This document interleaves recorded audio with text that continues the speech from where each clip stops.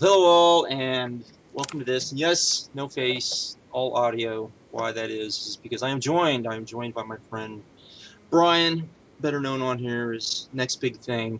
If you saw his interview, I guess, with Big Rat, you kind of know who he is. If not, I'll link the video because it's worth checking out. He's one of the guys that's people know on here that don't know, I guess would be the best way to put it. So, you gonna say hello or just sit there and be quiet? That's a pretty good introduction. I thought so. Hey, put me over pretty strong. Well, I don't know. You know, when those of us that know who you are around you, you know, you're usually the center of attention. So I wouldn't say that, but okay. Anything, I hide in the background. I don't know. You were pretty popular WrestleMania Weekend, so. Oh, all right, well, if you think that, I would think you're a much bigger deal than me, but okay. Well, that's just because people know who I am. So. Exactly. I'm in camo. No one knows who I am. All right, so we're going to talk about a few things here. So you want to start us out, and we'll. Yeah, let's get down to business. So I'm assuming you finished the ROH pay-per-view, right? I did. I finished it. All right, so without doing an in-depth full review, let's kind of just hit the high and low points. What would you say coming out of it were the highs? Well, first of all, the production values I thought were amazing, considering it was an iPay-per-view. And if you watch the TV, it was much better than the TV as well. Sound was good, video was good. I think it's everything you could want from even if they were on pay-per-view. I think it was better than some of the taped pay-per-views they did back in the day. So that would definitely be one. The main event I thought was really good for what it was.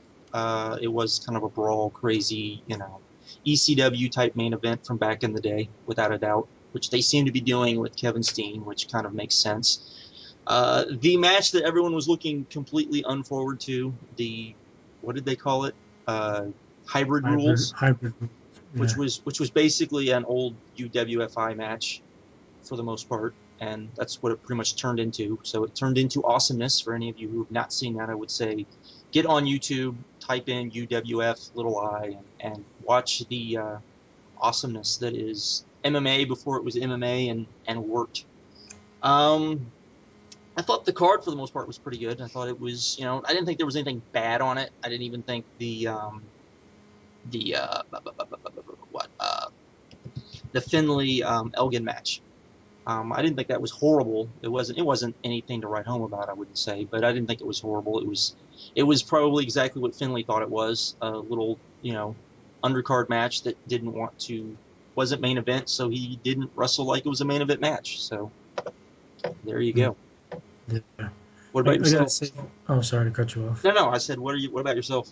Yeah, I gotta say for me, the first thing, even more than the in-ring, the high is definitely the production value. I almost felt like it just so happened I was watching a pay-per-view just on my computer. It didn't feel like it was an internet pay-per-view per se, like the other internet pay-per-views I've seen. You know, where it's like the audio is kind of distant, things are out of sync. I mean, I think moving forward, if this is how it's going to look, this is well worth $15. If you look at replay transitions, it's seamless. The audio is there. It's not like there's a replay and then there's no audio or there's random audio. Everything flows. So I mean, you really can't. I don't even know how you could do any better production than this for internet pay-per-view. Well, they got that overhead camera thing too, which I think helps a lot. Yeah, I noticed that on Border Wars where they do a far shot of a crowd. Now that won't work if you have a bad crowd. You know, oh no. If there's 150 people there, that's going to be no buys. But considering the last two iPay-per-views had solid crowds, that camera angle's awesome. As for the main event, I mean, I thought it delivered. They pretty much told the exact story it looked like they wanted to get across. The hybrid rules, I have nothing there. That match was awesome too. Even the part that most people thought were boring, I was fine with, so I enjoyed it. Yeah, but how much of that do you think was because we'd seen stuff like that, you know? Before. Yeah, so we kind of knew where the match was headed. But I didn't think this show had as many highs as kind of the normal iPay-per-views do. Coming from them, it was kind of really like 2 high points, and then the rest was kind of medium to low. For me, ANX winning wasn't. I don't look at that as a high point. I don't hate them, but I don't love them. It's just kind of They're just kind of there for me, so I wasn't one of the ones jumping up and down. You're gonna get heat from Brandon for saying that. Well, like I said, I don't dislike them, but I'm not going nuts because they won the belts. To me, the tag belts, I mean, they want to say they're prestigious belts, but the reality is they're just not. Them winning the belts is just, this isn't some. But I think they did that so that you could do the Briscoe Haas feud without it being Haas and Benjamin feud without it being over the belts. It just be them killing each other. So yeah. One of the minor, I guess, high points. I thought Homicide looked surprisingly good. I don't know if it's just Eddie's really good or if Homicide is maybe in better shape, but I was very surprised that the match really went real nicely. So I thought that was a good match. And I mean, that's it. The other stuff was just kind of there. It wasn't terrible, like you said, but it wasn't great. I have fun with that little three-way feud with Jay Lethal, Roddy, and Ciampa. It's something different. It doesn't blow me away, but it's interesting enough to keep my attention. So I've enjoyed watching their stuff on TV as well as the iPay-per-views. Yes. So I think you and me are a little different in that we don't think every match needs to be a blowaway match. Like not at all. No, that's no. No, I hate that actually. So how about the low points? What would you say was kind of a? I would say the tag match, the tag team title match. I agree. It didn't come off as it probably should have. But if maybe we'll get maybe this will give the Bucks kind of a slot, because I think one of the reasons was I haven't used them. If you watch the TV or if you just follow ROH, there's not a spot for them, and you're not going to have the Young Bucks come in and play the fourth best team on the card. You're just not, because they're not that type of guy. They're not that type of team. So if you bring them in and you have them, do a title feud with ANX, I think, particularly if it's now that, you can even play it up a little bit, because now the Young Bucks are now the CHIKARA champions. And if you're going to do that feud, which it looks like from the TV tapings, they're going to continue that, I would say that's one thing. But the match itself, it wasn't horrible.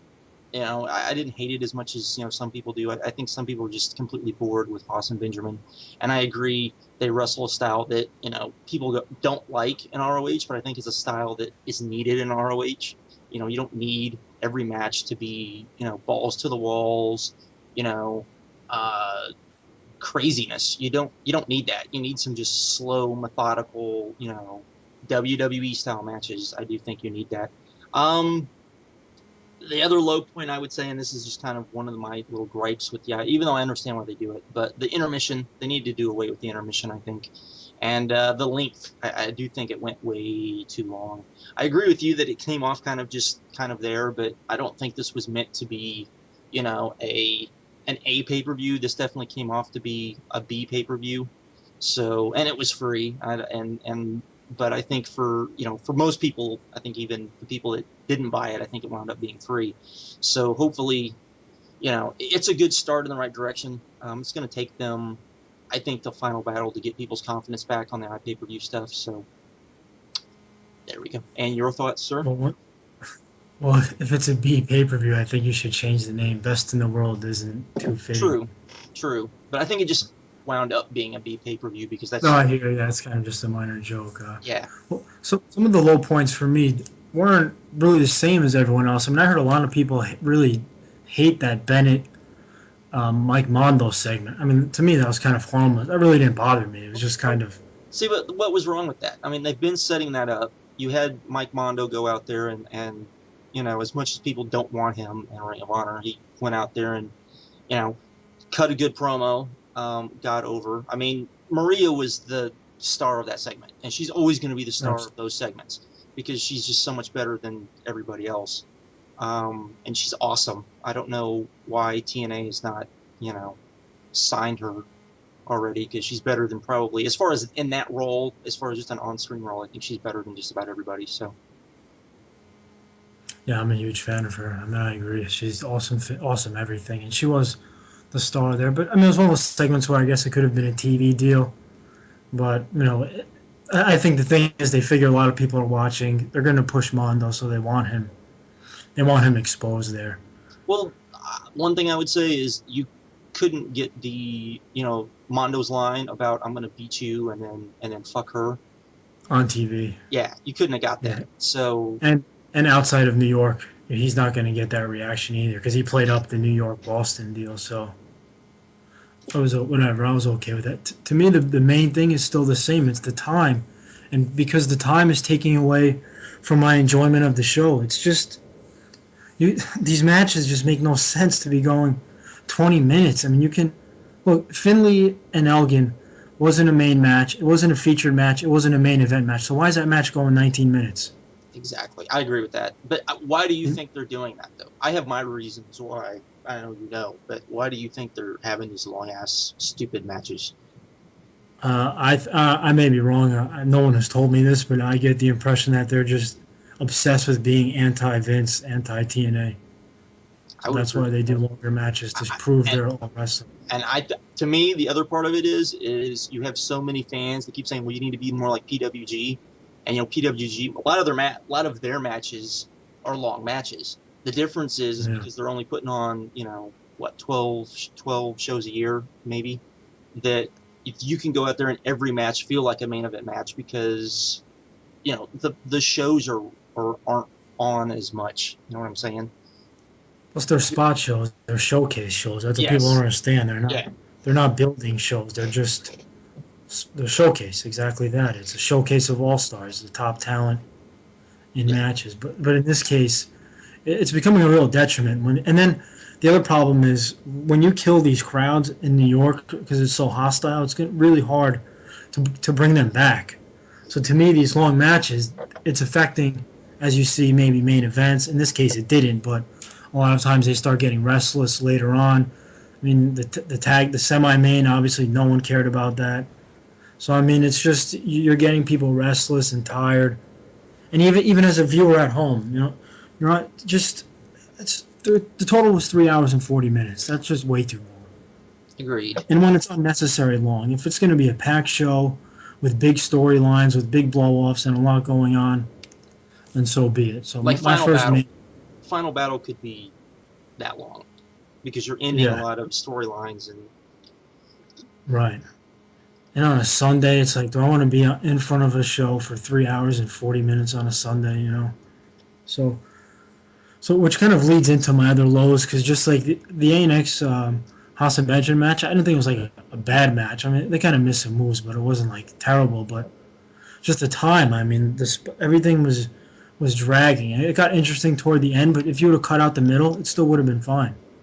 You make that thing go 10, 12 minutes and move on. I mean, it's not another one where you want to be going 18 or 17, whatever it was, or 19. It's just too much for me. So that was it. And then I guess the crowd is somewhat of a low. I mean, we're still running into this problem where the crowd hurts you as a viewer at home because you hear a lot of annoying chants, you hear the boring stuff, and it's just, if you're sitting at home trying to enjoy the show, you don't laugh at it. You find it annoying. At least I do. I find it irritating hearing that stuff. So I agree. The thing is you have these fans that claim to be very smart, and yet, like the end, and people have talked about this, like the end of the show with Steen's promo.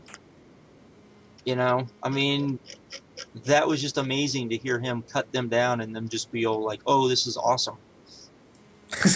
Yeah. Well, it's like, really? And I think that's a detriment to the show because now it wasn't this epic promo at the end. I don't see how anyone could say it was this epic promo because what happened? Nothing happened. Whereas if it would have been a deal where the fans got so riled up, they're throwing cups in the ring, they're throwing garbage in the ring, they're booing him out of the building, then it's like, man, what an epic ending. Like if Eddie Kingston did that in CHIKARA, how epic would that be? Oh, it would be insane. Because the crowd would react. Yes, because the fans would be like, oh, we need to be booing. They get it. Right. You had, and I know you weren't on Twitter, but that night you had, two that I know of diehard CHIKARA fans that said that. That said, what are these fans doing? If this happened in front of a CHIKARA crowd, they'd be booing. They'd love the promo and they think it would be an awesome promo, but they would be booing the promo because they knew that's what they were supposed to do. So. Yeah. So I think that's probably something we'll kind of address later in this. But Yeah. moving forward, I think one interesting thing for both of us to get into would be addressing the criticisms that the fans have toward the company, since I kind of get the impression that we don't kind of see eye to eye with some of them. So some of the things you hear, whether it's YouTube, Twitter, message boards, you kind of hear the same thing. A lot of people are complaining, saying that the roster is stale, they need to bring in fresh talent. It seems like the MMA style of Davey's deal from the last 6 months or so, people were really negative toward, and I feel like it's probably, a year, maybe 6 months that this feeling has kind of been festering and going on. So, True. I mean, did you think those are valid, or are you on board with any of that? I think you can make an argument for the roster, but if you're going to make an argument for the roster, you need to come up with people that you want to see in the promotion. And you can't just throw out, like, for example, people would throw out, like, the Super Smash Brothers. And this is what I'm about to say is not any slight against them or anything else. But they are not someone who, right now, you could bring into Ring of Honor because of their gimmick. Because of their gimmick, the way you would book them and the way Ring of Honor would not be what the fans would want.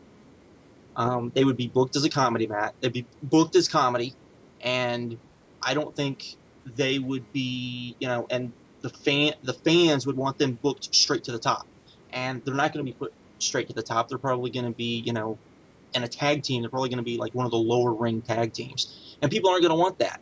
And you have to remember that when you bring people in, they have to fit certain spots. Yes, you want eventually them to get over. You want them to be bigger, and you want them to be this. But when you first bring them in, you have to recognize that there are spots that they have to fill, and that's one of the problems Ring of Honor, in my opinion, has, is they have these holes. They have guys that they need to bring in to fill those spots, but you have to bring in the right guys to fill those spots.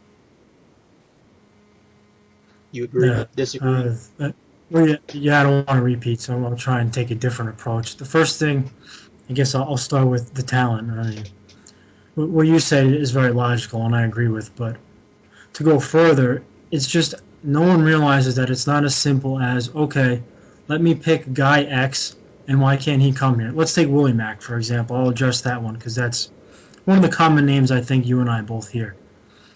So he lives in St. Louis, right? Mm-hmm. You're really going to tell me you're going to fly him in to all of these shows and pay him when right now he has no value? That's the first issue. You're never going to return money on him, at least in the short term. Now, if you're a company that has a lot of money and a lot of money at hand, then you can do that. But this isn't a company, even though they have new ownership, that's not throwing money around. So are they going to take a guy, fly him around when, at least within the next 6 months, he's not going to make them any money based on what they're going to have to pay in travel costs and talent costs, right? There's no way. Yeah. Then furthermore, if he's going to be booked like everyone else is on the roster, he'll be stale too. Because I've said this before, Adam Cole, O'Reilly, Elgin, these are quote-unquote fresh talents. They haven't been in the main picture for a while. But if they continue to be in the same feuds, the same this, the same that, they're going to be just as stale as anyone else. So bringing in the Willie Macks, the whatever other guys are out there, people say Taylor, Gargano, it's going to be the same thing. So I think the first thing is just the logistics. To just throw out a guy who's out on the West Coast. I mean, why aren't they bringing back the Bucks and TJP? For that exact reason. They weren't making them money based on what they were paying them. Between flying, well, TJP is Florida, but the Bucks are still California, I'm pretty sure. So really, fly them over to the TVs, to the pay-per-views, and then they're going to work second match. You know what I mean? It's because, well, the thing is they're demanding, their price tag isn't cheap, No. For the Bucks, because they're a hot indie team, so there isn't cheap. And right now, like I said, if you do it with Amex right now, yes, you can put them on top of the card, and it would be, and price wise, it would probably be worth the money. But you can't if they're going to be opening match, and they're only going to be opening match, that's just kind of the way it's going to be, because like you said, there is a cost to everything. I think that's another thing that people don't think about, is you can't just be throwing away money. Plus, I think people, they always say, oh, this is, it needs to be like 2006, 2007, and I got news for you. The talent isn't there that was in anywhere for 2006, 2007. It's not there. Nor is the DVD sales. No.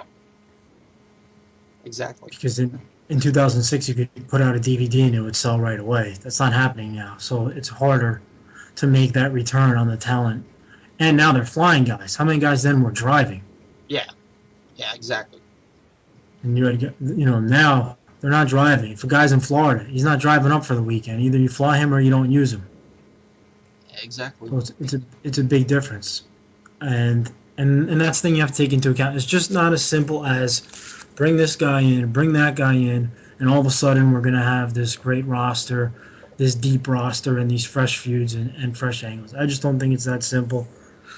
I think at times it's an unfair complaint, and it's one of those band-aids. Like, you're just going to bring him in, and then what? Are the core issues going to be fixed? Probably not, and that's the big problem. Nope, I would agree with that. The MMA thing, I think, is kind of, I don't know. I didn't seem to bother me as much as other people. I mean, I think O'Reilly does it brilliantly because he uses an MMA style but in a pro wrestling match. Whereas I think Davey and Eddie were the two big culprits, where they were kind of just, I don't know what they were doing, to be honest. I don't even know how to describe it. They would just get into these long sequences, and you feel bad because they're killing each other. They're busting their ass, but as a viewer, it just wasn't interesting to me. So that part's fair, but the turning on Davey for it, I don't think is that fair, because if you watch his TV matches and his DVD matches, he was still having a lot of great matches. It was just outside of Edwards. Yeah, no, I agree with that. I think the other thing is if you've noticed, both of them have, one of the things you heard was that they were going longer than they were supposed to, and it seems like now they've kind of got through their head that they need to go out, keep only go 20 minutes. Don't try to go longer than 20 minutes unless they actually have to. And so I think that's helped too. But, the other thing you're talking about, like with money, you hear people talk about with the MMA thing. They also talk about, bringing in Japanese talent. How are you going to afford to bring in Japanese talent? Especially the Japanese talent that people want. That's the other thing. It's not enough to just bring in Japanese talent. You have to bring in Japanese talent that people want, and you have to afford, you have to afford to bring those people in.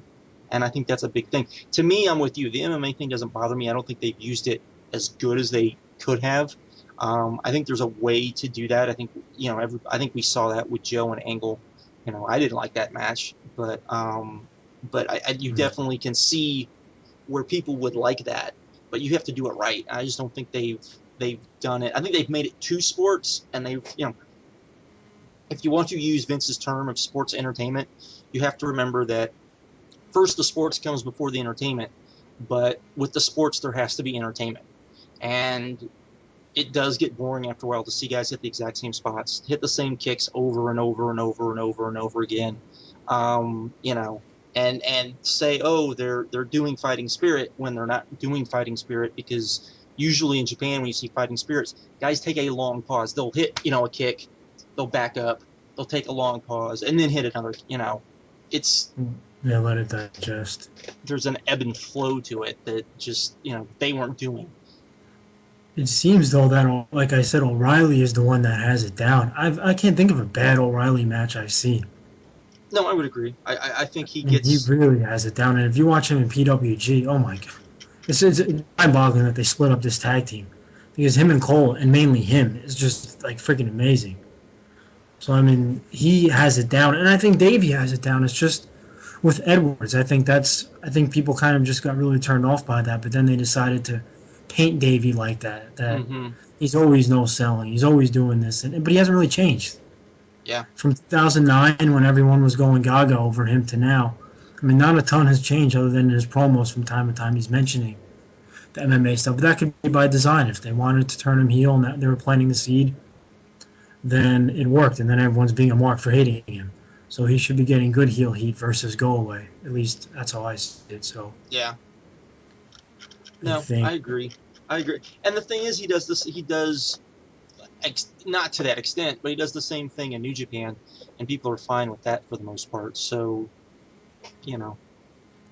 And if he's really leaving, one thing I'll say to the Davey haters is you're sure as hell going to miss him when he's gone. Yeah, I agree. Because you're not going to be able. Because who are you going to bring in to replace him?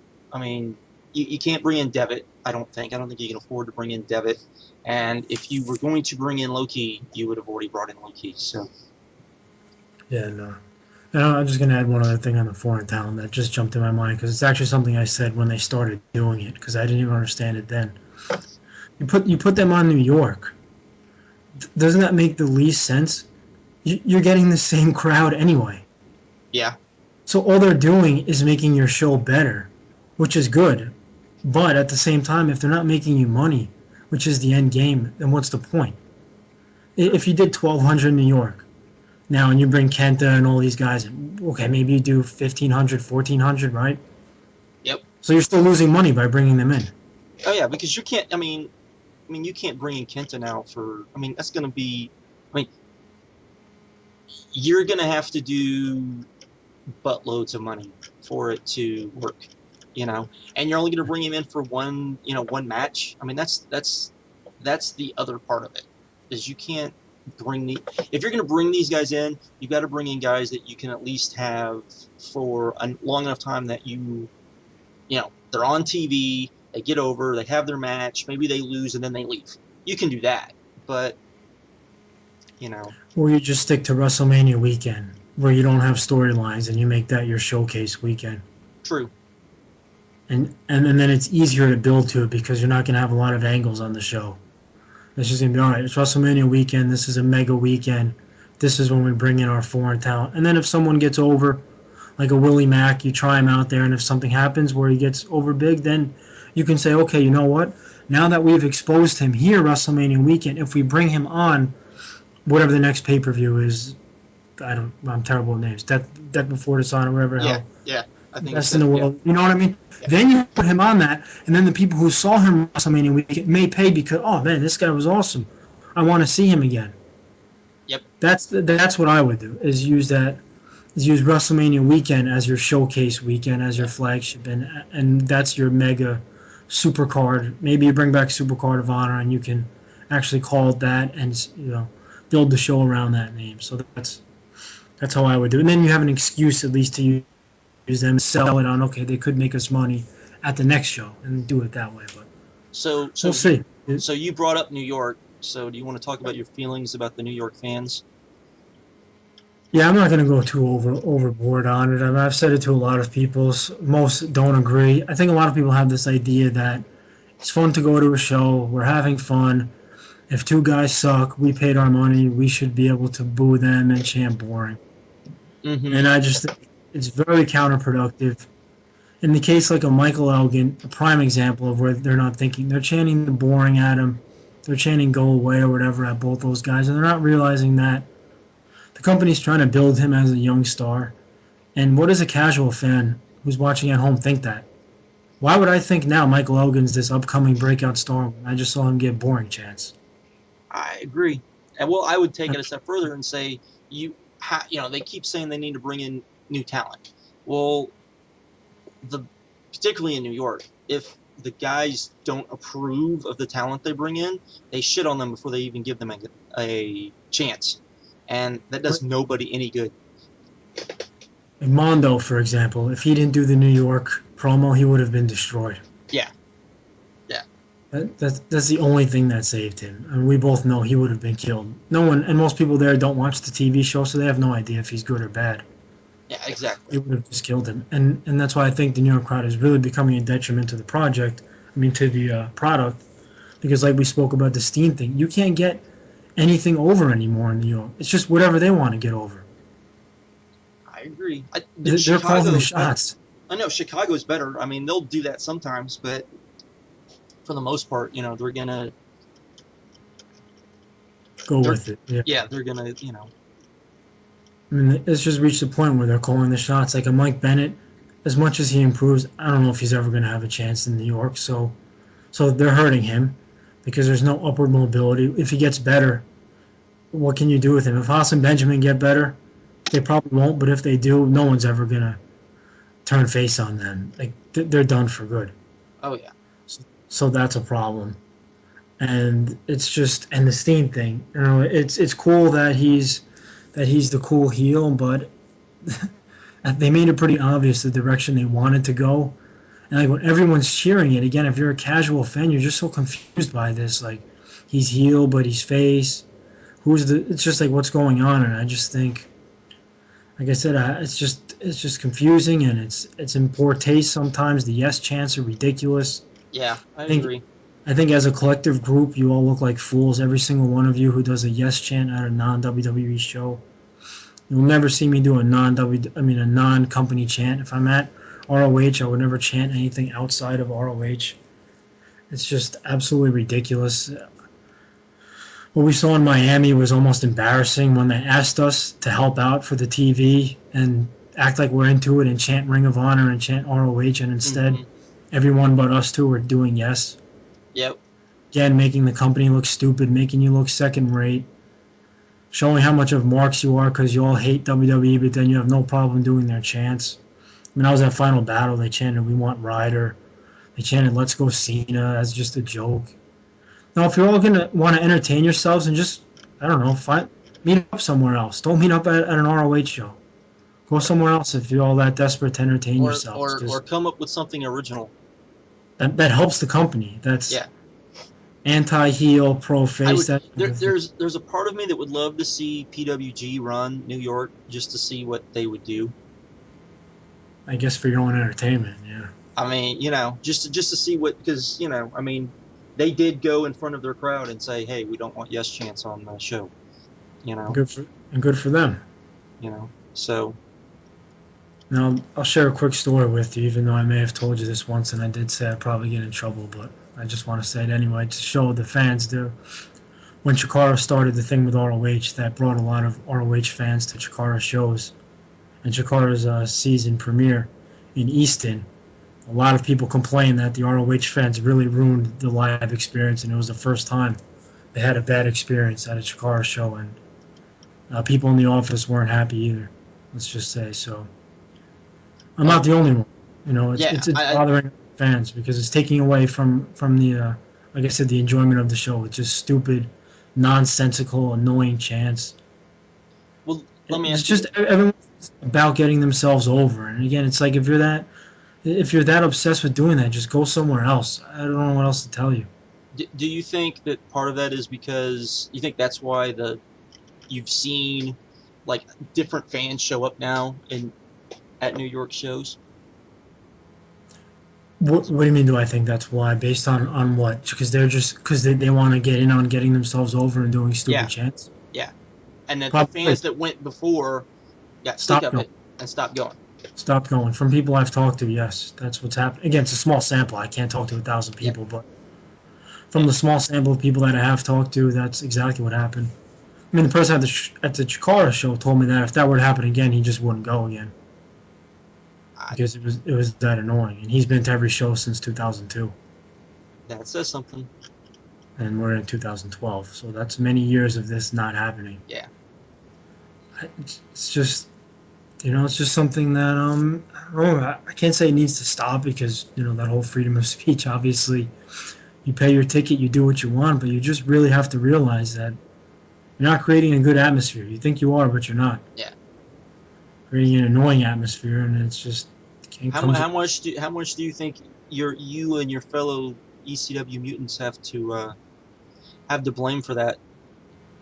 They could be to blame, but then it's like you weren't really paying attention to what happened, because I would then ask someone, show me the ECW show where we had irrelevant, non-pertinent chants.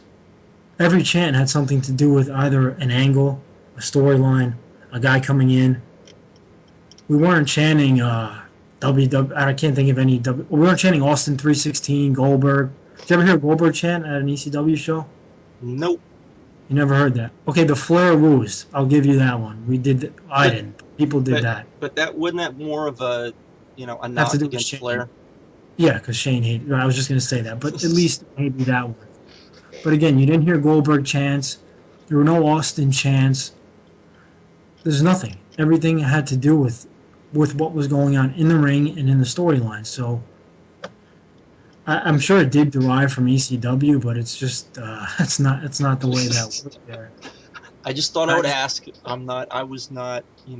I just think it's fans want to either A, be a part of the show desperately, or B, the shows are that bad that they're that bored. True. But I would say if you're that bored, you're better off staying quiet. I mean, I don't think it's not helping any. It's definitely not helping any. What are you doing? You're telling the office this is boring. So Okay. what? Same thing's gonna happen next time.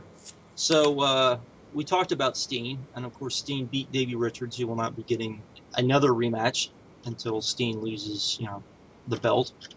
So who do you think is the next? Who do you think is going to be, the guy now to go after Steen?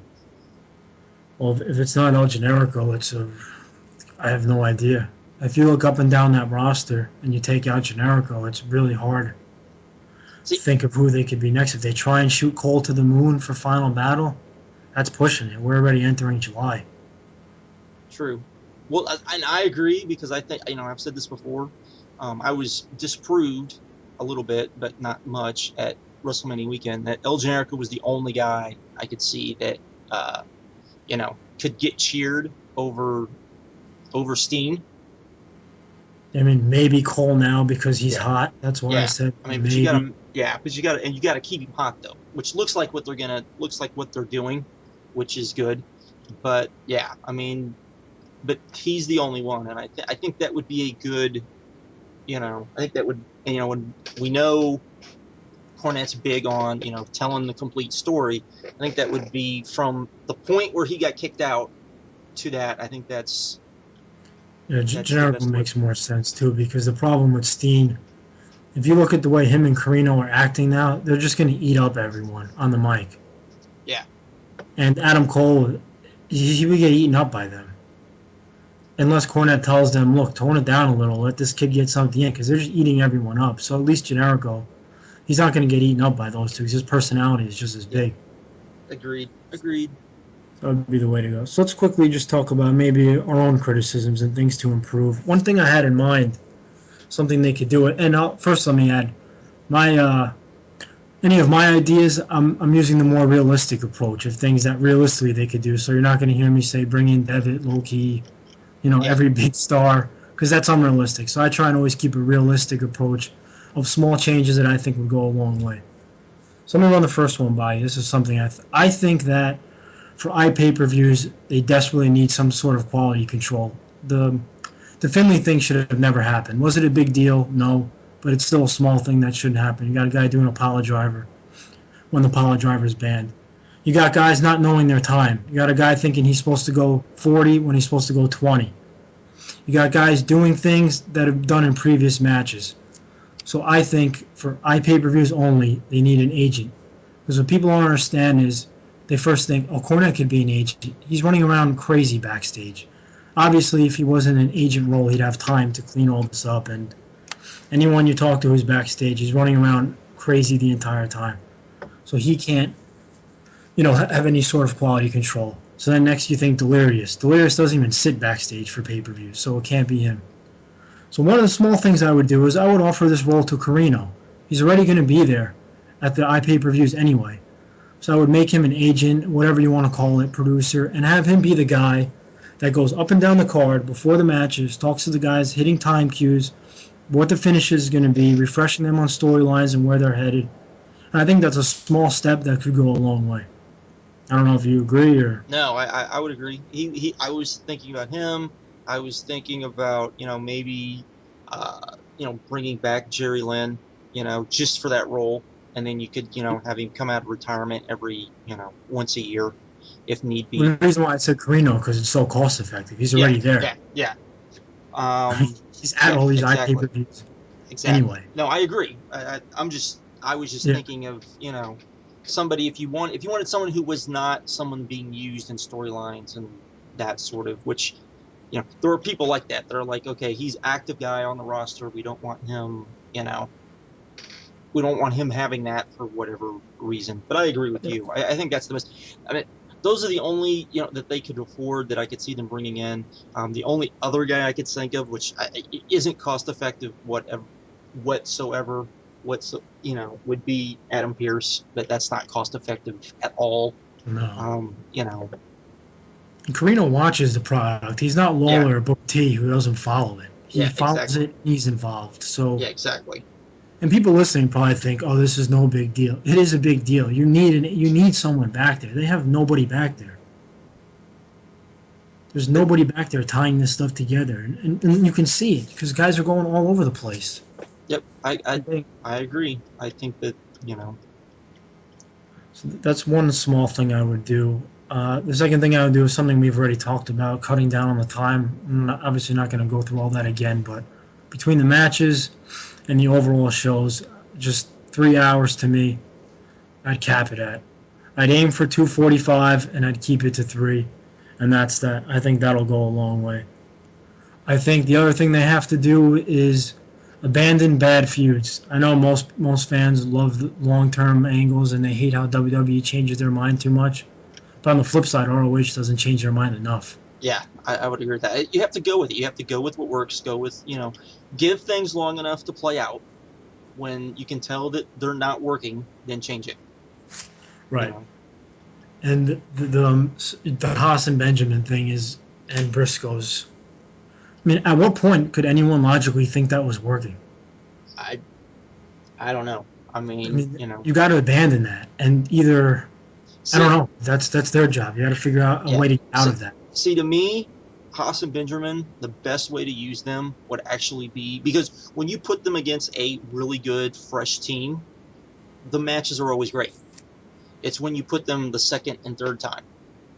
So if you're going to bring in outside talent, outside tag teams, whatever, I've said this before, I think they're the guys, as far as a tag team, that I would use for kind of these dream tag teams, because the first time you see a match with them versus somebody, it's always worth it. It's when you get the second and third time, because they do the same things over and over again, that sort of thing. They don't change things. It's basically they go out there, they do WWE style, where you're going to do the same thing over and over again, and it's safe, and it's this and it's that. So yeah.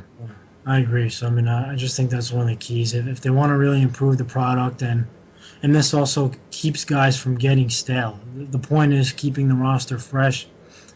By keeping the roster fresh, the matches have to be a tad bit shorter.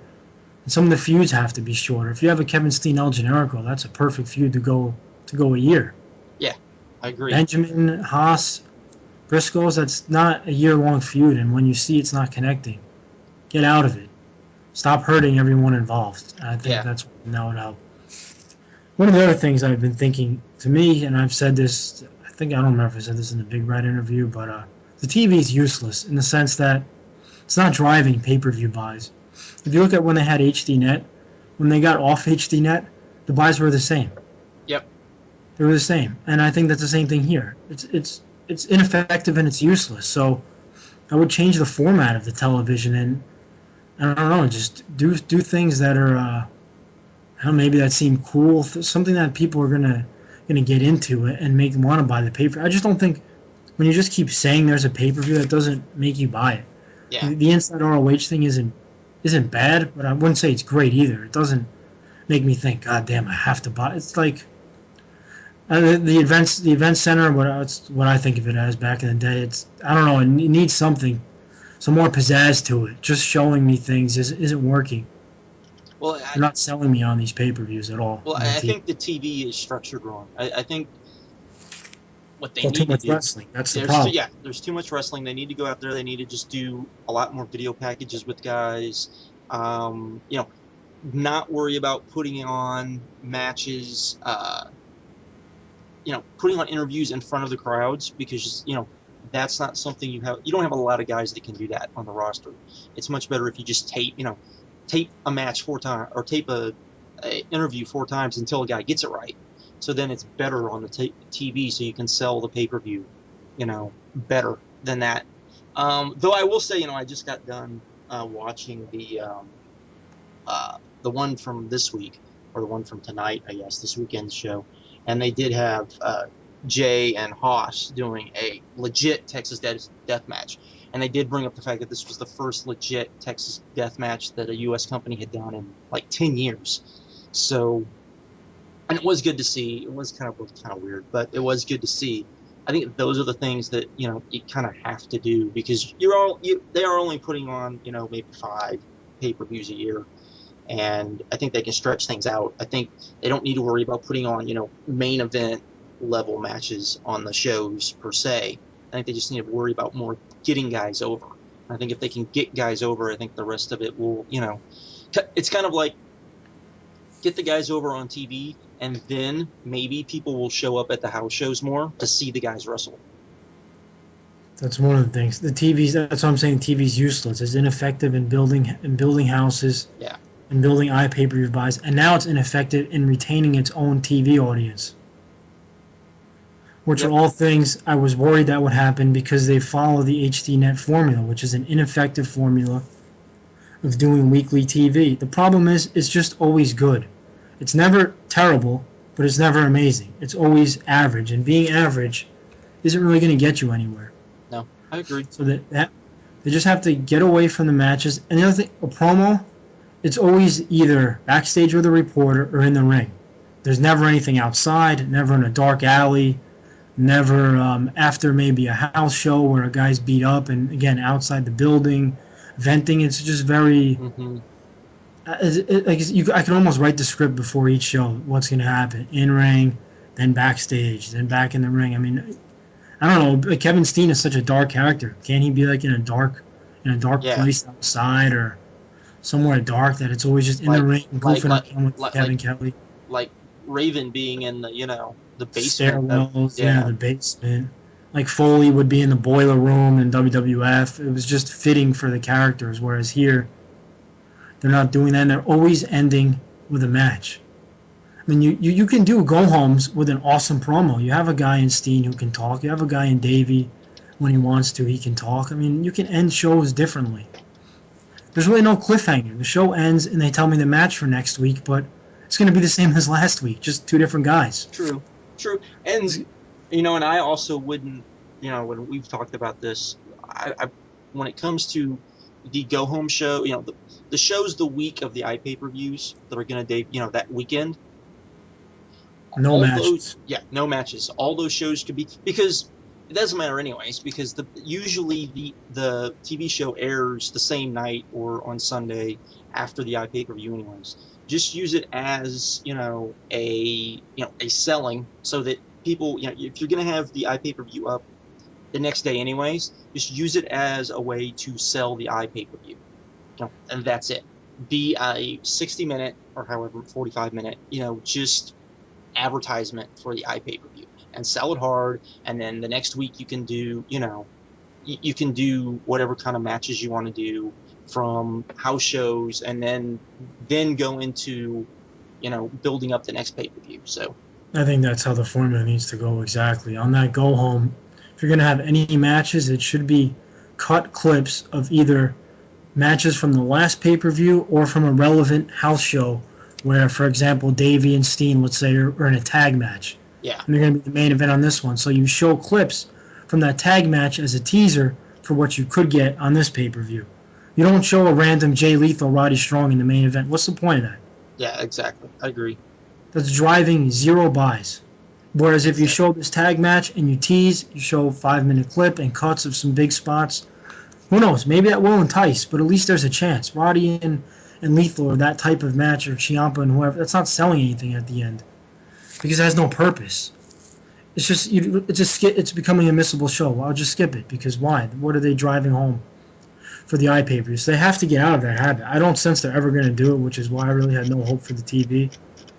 When they signed the TV, everyone went crazy. Thank you, ROH. This is so great, and I just kept saying to myself, if you go back and look when they announced that, I was not jumping up and down. I was very somber. I was very, well, let's see where this goes, because you didn't know how much money they were putting into it. You didn't know what the long-term plan was. You didn't know, okay, are they in it to make money? Or are they in it, what are they in it to do? How long are they going to stay with it? All of that sort of stuff. And it's stuff that, it was going to take, in my opinion, a year before we actually saw, exactly where the company was going to be, what the company was going to be, all of those things. I was excited because it was going to be on, TV. More people were going to be, which I think is still a good thing. But, it's they're not doing a good job of selling the product, And like I said, I would not do as much matches on TV as I would, getting guys over. So then maybe people will show up at the house shows, so you could actually start making real money on the house shows. So, but And one of the things I liked about the TV, I don't know if you saw, I think they've only done it twice, is the road rage. no, That needs to be done that way. they're doing that next week. They need to be doing that way more, because again, that's a useful tool to get the houses up by showing, look how cool it is when you come to a live event. Look at the matches you see. Look at these hot crowds. Yeah. At least once a month, you got to be showing clips. I mean, you can almost show clips every week from a live show. Oh, yeah. You have enough footage. Oh, yeah, I agree. I mean, you got to be, because it's two the same. You're in the same the same studio building every week with just nothing else going on. Yeah, I agree. And that's the other thing is when it's the same thing with TNA. When you do the show in front of the same crowd, in front of the same buildings, it's very stagnant. It doesn't come off very good. So completely agree there. Yeah. And if you want to make money, you got to push stuff more. And even merchandise. I'm not saying push it to an annoying point, but I don't know. You got to find a spot somewhere in the... I would be pushing those best of DVDs, because they've been doing so. I mean, I guess those are the DVDs that are selling, because those are the ones that they keep coming out with. And and that's another issue that I'm glad I brought up DVDs, because that's an issue that I skipped on the what fans criticize about. These fans need to realize and that this is not a DVD company anymore. That they are not into making DVDs, that they don't make enough money on DVDs to be releasing DVDs in a timely fashion. Yes, it would be nice. Yes, they should. Yes, all of this stuff. It's not like CHIKARA, which, or even PWG, who is completely reliant upon those DVDs. This is they have TV, the iPay-per, it's probably money-wise, iPay-per-view, TV, house shows, and then DVD sales. And it's probably, when you get to the DVD sales, it's probably the DVD sell merchandise at the shows, not the stuff being ordered. So I think people need to keep that in mind to a degree. So, but I do agree that, they need to push the DVDs, particularly the best ofs, because you can say, hey, look, Samoa Joe, and you can sell matches that, hey, look, Davey took on, Samoa Joe at some point, or, whatever best of you want to do. Hey, look, CM Punk wrestled here. Here's our best of CM Punk. This, if you want to see CM Punk being who CM Punk is now before he was CM Punk now, this includes the whole summer of Punk. So I definitely think they could push that a lot more. I'd push that more, and something simple I would push are the shirts. I mean, you know what the markup is on a shirt? Oh, yeah. It's like 15 times what it costs. Oh, yeah. So I don't think it's a big deal in the Inside ROH to just quickly show whether it's a hot chick wearing it, a guy, or maybe the guy himself, Davey's in his new shirt, and you just, even where it doesn't interrupt the show, but just during a commercial, you just say, hey, you can get his new shirt here. Or, he comes in and says, hey, is that a new shirt, Davey? And he says, oh, yeah, you can get this at ROH. It's a brand new shirt. And then do the interview. Quick. And then do the interview. A nice way to make it look. Yeah. Yeah, I just don't think they're proactive enough and outside the box thinking enough, because they're just missing out on opportunities to make more money. Agreed. And I don't know if you've heard this. Probably not many people have, because this isn't really out there. I don't want to say I'm breaking a scoop here, but someone went to St. Clair in ROH and told them we need to start doing local ads, maybe during Raw, during SmackDown, that type of thing, saying we're coming to this town. And the response they got was no, because our fans don't ever watch WWE. That sounds like a cop-out answer to me. So another missed opportunity to try and increase revenue. I mean, if you're going to say, no, the money's not there. Because, that's prime, Instead. So, yeah. One other thing I'll just say. On the DVDs, the only reason why I think it's a fair criticism is because they're $20. And to me, it's just like a joke that I'd have to pay $20 for a 4-month-old DVD. Well, true. I could understand that. That's a fair criticism, I agree. It's like almost ridiculous to think that. Like that shit should be on clearance. It's so damn old. Well, really, and I would say this: if you're gonna do that, I think they should just upload them to the sites. myself. Yeah, just do the MP4s. If people torrent them, they're torrenting your shit anyway, so you might Yeah, as well just put it on the site right away. Yeah, and give it as your ring, whatever, the pay site.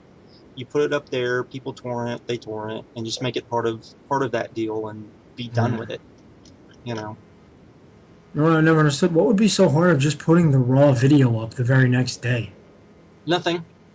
Without all the edits. You charge people $10 and you say, here, fair warning, there's no edits here. There's no this edits. Is raw it's thing. all it's from it's from one camera, and be done with it. I mean, that's how. I mean, I don't think very many people have seen the first ECW tapes, where it's all pretty much from that one, from the bird's nest. Yeah, single shot. Single shot for the most part. You couldn't see a lot of stuff going on. You could see when they were in the crowds. I mean, so.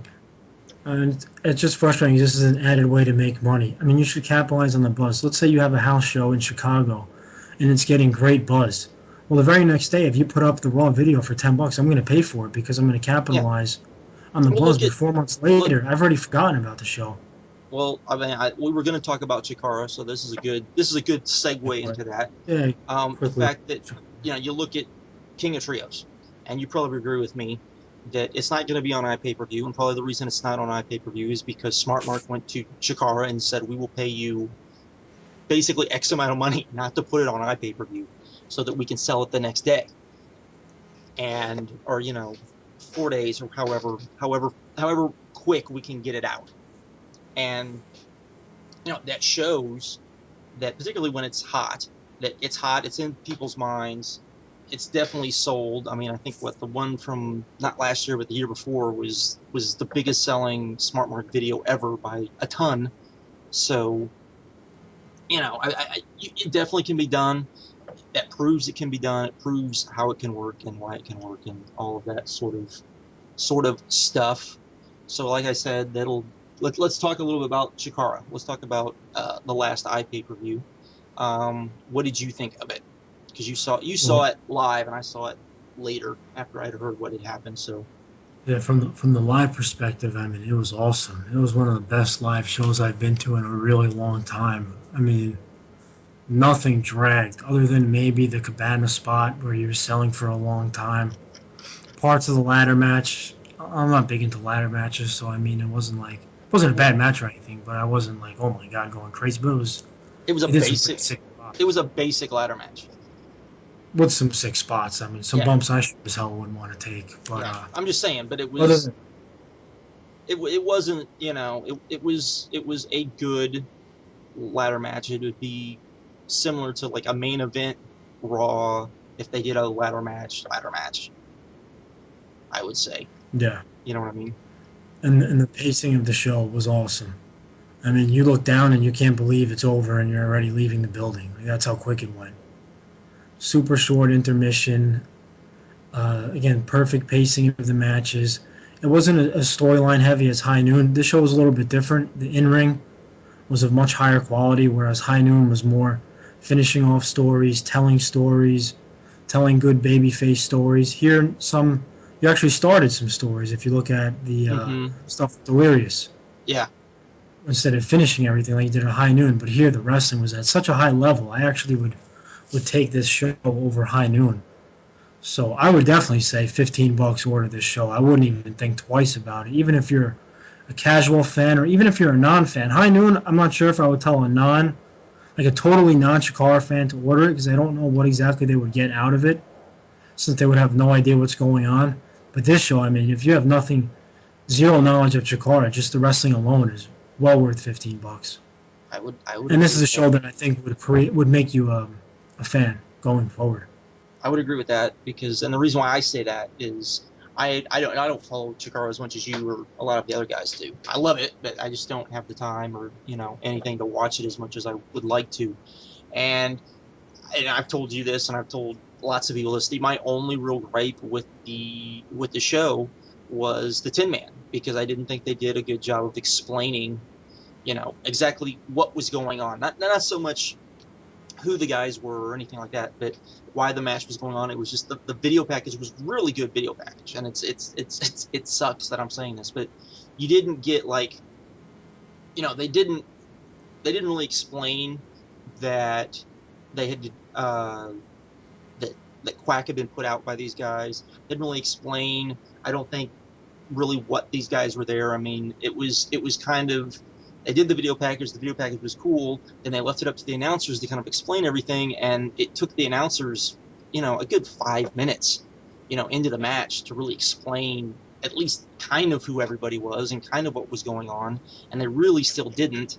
I understand it's still like the start of the storyline, and that's one of the things, is there's a big mystery to it, but there still was, as someone that doesn't watch it a lot, I felt very lost as far as, okay, why is this match going on? What's going on? What, who are these guys? It took a while for me watching the video package to figure out, okay, these guys are like, bizarro, versions of the big CHIKARA stars, all of that sort of thing. And that would be my one, because that's a big angle. You can tell that's going to be kind of the big angle for the year. And that was my one big kind of gripe, was that, they didn't explain that very well. Everything else I thought they explained excellent. I thought that the Archie and Cabana match, I thought they did a really good job of explaining that. I thought they explained the ladder match perfectly. I mean, not that there was a lot to explain, but I thought that everything else they explained really well. You got it. But I do agree, the wrestling was really good on it. And it was more of a setup show probably for, I would imagine, probably the end of the year show will probably be the next iPay-per-view. So, and to their credit, at the end of the iPay-per-view, they did set up, King of Trios, which of course is their big show. So I thought that was good, even though it's not going to be on iPay-per-view. At least they set it up. So that would be kind of my thoughts watching it. But it did go really quick. But so I think most CHIKARA matches or shows are set like that. And part of it is that I think Quack is just kind of anal in that way. And for some, he gets criticized for being really very anal, very storyline driven, very, having such control over his product, because it is his product. But I think that that's one of the benefits of it, is that since he has such control over it, you don't have long matches. Things don't, things don't spiral kind of out of control. Everything's nice, tight, and clean. Yeah, I mean, more than anyone, you get the impression that Quack has an exact understanding of what his audience wants. Yeah. Versus everyone else in wrestling, whether it's in mainstream or on the independent level. I mean, that show to me is the epitome of just that he knows exactly. I mean, to the video packages, to the thing at the end, everything. It's just he knows what they want. He gives them what you want, and then he leaves you wanting more. I mean, that was the big thing coming out of that show. You're left wanting more. You're left looking forward to the next show and the next big show and King of Trios, and where's Archibald Peck going? Where's this thing going with Delirious? There's just always a lot of things happening that way. So it's not just ending randomly. There's even things going forward, and everyone's happy. At the end of the day, that's the main thing. Everyone should be happy at the end of these shows. Well, and it's such a different product than, everybody says this, but CHIKARA is kind of proof that you can sell PG and it work. Because I mean, that CHIKARA is probably more PG than WWE. To Absolutely. a large degree. I mean, and the crowd gets it. The crowd, you can tell it with their chants. They get the fact that, this is supposed to be very family friendly, that it's supposed to be very kid friendly, so they make the chants kid friendly, even the ones that, are kind of jokes on other chants. Instead of saying holy shit, they say holy poop, and, all of that sort of stuff. So, but yeah, I the thing that I think you can tell where he just gets his fan base is you look at King of Trios, and he brings in these weird teams that should be like, okay, this is weird, and then they get over, or they work for the most part. And so I think that says a lot. Well, Waltman's a perfect example, because any other indie, ROH, he's getting booed probably. Yeah. And you can bring him into CHIKARA, and he's going to get you. And they're going to give them time, because those matches started off boring, because they're old. Yeah.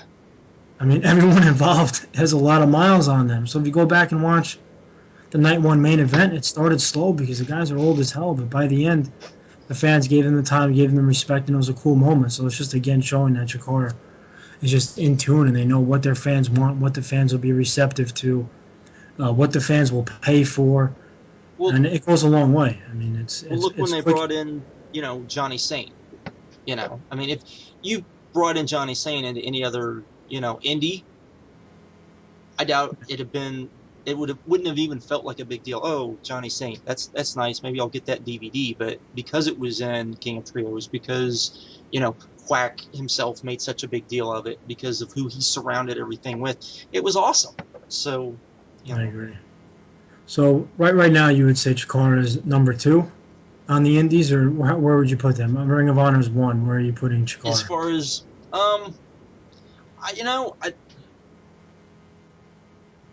but see, if you say 1, people are going to get pissy, and they're going to say, but what about PWG? But I think... Well, no, I mean, I'm not talking your favorite. I mean, Ring of Honor is obviously more mainstream than PWG, so that's what I'm saying. Where does CHIKARA sit? Well, I'm not the biggest PWG fan in the world, so I would put CHIKARA above PWG. PWG probably has, better overall shows, but I think that, CHIKARA is also trying to tell more stories. They're putting on a different type of product than I think PWG is. I can actually listen to the CHIKARA commentary, unlike the PWG commentary, which makes me want to, kill myself so often. Horrible comedy. The absolute worst I've ever heard.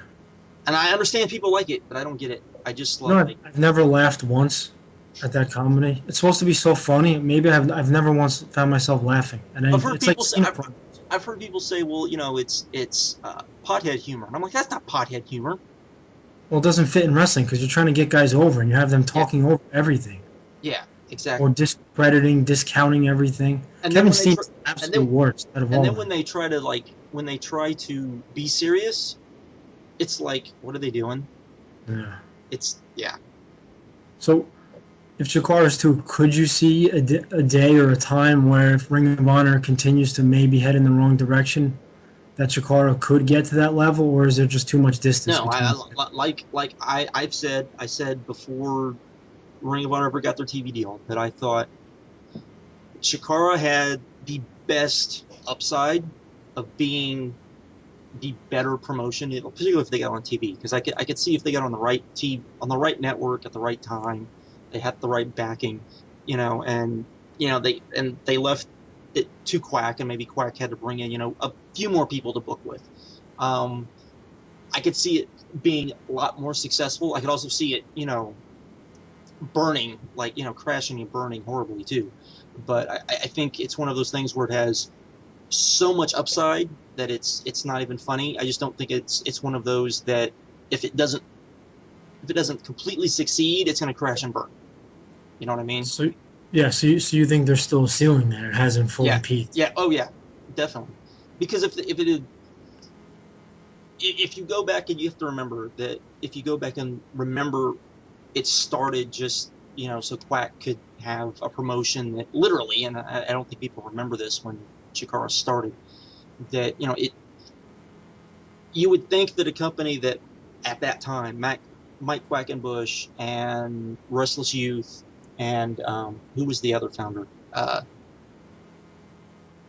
was the two main was not Colorado Kid. I'm drawing a blank too. Anyway, him. People forget that during the 90s, those were the 3 guys that were kind of the indie stars, and that them 3 starting a promotion, you would think would be a kind of a big deal. And it really wasn't, because they didn't make it a big deal. It was, it was meant to be something fun for them to do, for their students to go out there and do this kind of wacky type of wrestling that, maybe people would get, maybe people wouldn't get, but, they didn't care. It wasn't about that. It was about, putting on something they wanted to put on. So I think that's why. And I think if you keep, every year it keeps getting bigger. Like seemingly have new guys coming all the time. I think the school has a lot to do with that. They keep coming up with new ideas as far as, I mean, think about this. Technically we're on the second invasion angle, and it feels nothing like the first invasion angle. No, it's bigger already. You know what I mean? I mean, absolutely, yeah. And you know, you had guys on YouTube saying that was one of the best invasion angles of all time, you know, they'd ever seen. And then, you know, to come back and do another one that worked just as good, and you're doing the same gimmicks, just shows that, you know, they get it. Yeah, I think one smart thing they did, and it's obvious that it worked, latching on to ROH was actually a big deal. Mm-hmm. Because the numbers back it up. I mean, the second they latched on to ROH, attendance was insane. Yeah. One of the shows, they did like 3 times the average attendance. And it wasn't some aberration. It was because of the ROH thing going on. So I think that's one thing. I mean, if they came to you and asked you, you know, what can we do to grow? Is there anything else specific that you can think of to help them grow? I would say the one thing I would do is, and this sounds really weird, but I would do more, even more kiddie friendly things, as far as, you know, they do the masks, but they don't do like any like cheapo action figures, you know, which I think they could easily, you know, probably do. You know, they do the maybe more like comic-y book type things, you know, just things that are different and things that are still within the realm of Chikara. I mean, I'm probably the only person that is either that I know of that has ever played anything close to that card game they have, because I played the card game that it's based on. Yeah, I would push that even more than they already do, because I think that's something that you could get a definitely crossover of, because the game is good if anyone's never played it. The game is actually a lot of fun. It's actually good. It's probably not what you're thinking of. It's called a card game, but it's really not. It's a game played. The cards are simply used for stats. Not to get too geeky, but they're used for stats. They're not used to actually. It's nothing like you're thinking of as a card game. It's more of a dice game, really. But I would push that more. But I think those are the things that to me I would do, and I think just keep pushing the iPay-per-view, because I think you can definitely make money on there. You know, I mean, I think even the last show did like 12,000 people. So, you know, even if they're getting half of that, you know, that's still you figure they're getting, you know, or not 12,000, but 1,200. Yeah. They're still getting, you know, their cut's probably still around, you know, $9,000 to $12,000. You know, for Chikara, I would imagine that's a pretty hefty sum of money. So. And I would actually, if I was, here's a good idea. I would find somebody, since they do seem to know all these geeky people, to rip off Fire Pro Wrestling and do a Chikara game based on the Fire Pro Wrestling. That'd be fun, yeah. You know, but what about yourself? It's really hard, because I feel like they've done a lot of things right. My first idea they're already doing, which is turning the DVDs around, because I think what that does is it takes someone like me who's not always a Chikara diehard, but the second there's buzz, I want to see the show right away, and then I'm forced to pay for it because the next day it's out. Yeah. Whereas they wouldn't have my money if they waited a month, because by then I lose interest. So they're getting my money. So that's one thing they're doing right. Just the YouTube channel, I'm never big into like the social media that it draws business, but I think that helps, because they don't have TV. Their videos are short. So you watch them because they're short. If they're going to be long, like this one we're doing now, you're not going to watch it.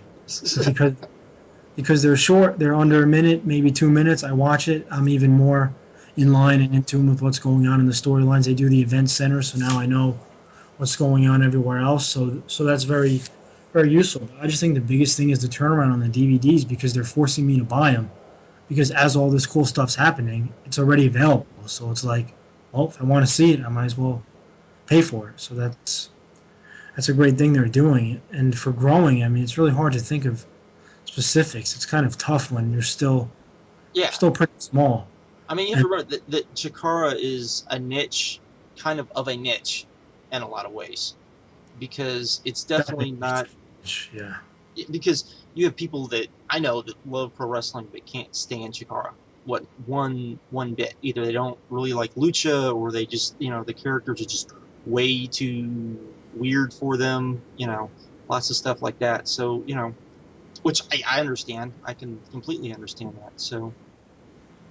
I think one thing I would do, it may come at the expense of a match or two, but I almost think that King of Trios, you maybe bring in big names who aren't maybe the best workers, but they're big enough names where they have their fan base. This is a bad example. I'm not saying bring this guy in, but he just popped in my mind. Like a Matt Hardy type. Yeah, not him. Mm-hmm. Someone who has these crazy fans where if they hear he's on a show, they're going to watch it, or they're going to get the DVD, or they're going to go to it because they're a crazy fan of his. So that person may go just to see him, but then may end up being sold on the company, and then thus becoming a fan. Not a fan of his, wouldn't do him, but he's the type that I'm talking about. But it'll come at the expense of a match, 2 matches, but in the long run, it's how much money can you make off that? Maybe a lot. Yeah, I for King of Trios only, that would be the showcase, the big one where I'll take a guy. I can't think of any other names right now. His name just popped in my head because he has the craziest following. Well, I mean, you could do him, you could do Helms, and who's another one of his little. Well, Shannon Moore. You could do those 3 guys. Call it what was their little promotion that they had? Team Omega. Yeah, call it Team Omega and have them come in and. See, because you can do Team ROH, Team PWG, and those are going to be fun, but I don't think you're going to get enough of the fans that normally don't watch, where I think a Hardy type guy could get you enough people. Now, he may come at too big of an expense because I don't know what value he's going to bring to a match, but like the Team ECW could be a good example. They're going to put on a decent showing, and they may get some of their following. True. Now, here's a question, because I've thought about this since they did Team ECW. What if, and I know Quack isn't a big fan of this, but what if he turned around and he did a Team FMW with the Team ECW? It'd be cool for people like us, but I don't know how many others. I mean, I don't know who you would bring in from those guys, but I guess you could bring in. You bring in Terry Boy and. No, there's not a lot. Plus, you almost wonder if they were doing something like that, if that would have been the second team announced to kind of piggyback off the first being announced. Yeah. So, but we'll see. We'll see when all the teams get rounded out. If maybe they try and go for a splash to get extra eyeballs. That's one thing I would try and do. Just like we talked about ROH using WrestleMania Weekend as that supercard showcase honor type thing. King of Trios could hopefully do the same thing. Would agree. Completely agree. So well, I think we've rambled on. Yeah, I was going to ask you any conclusions of anything. No, I mean I could ask you about the network, but we'd be here for. Yeah, well, we can I mean, do you sense there will be future installments of this, or is this the last? No, we'll see. I think there'll be future installments, but I think people would probably get a kick out of our opinions of what could be the death of pro wrestling. So. Well, if people are still listening now, if you want, I'd be open if anyone wants to